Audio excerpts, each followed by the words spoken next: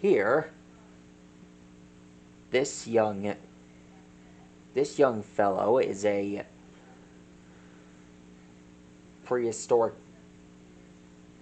Okay, this creature has been around before the dinosaurs. I've seen that.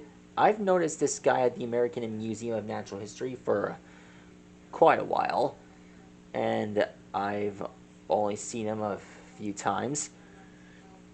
Oh, and by the way, I think it's time I told you its name.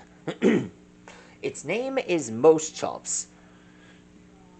Yes, it's related to most animals that I've shown in past episodes. But this one came before the dinosaurs. I don't know where or how this guy is from, but I have reckon to believe that this guy is from the Permian extinction. Well, actually, it's from the Permian era. I've never really seen him on documentaries, but Moschops would have been a great addition to life on our planet. Remember that Netflix series? That was a good one.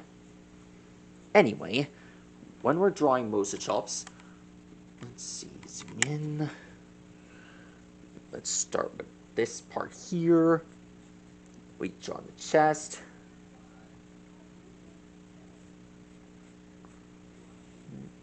Now we just draw this part here.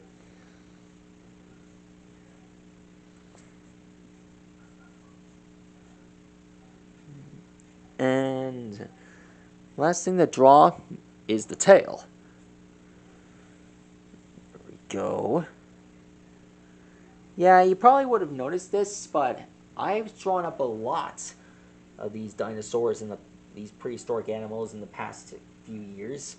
Well, I haven't really gotten the chance to draw this one in a while. I wanted to start off this spring by drawing this.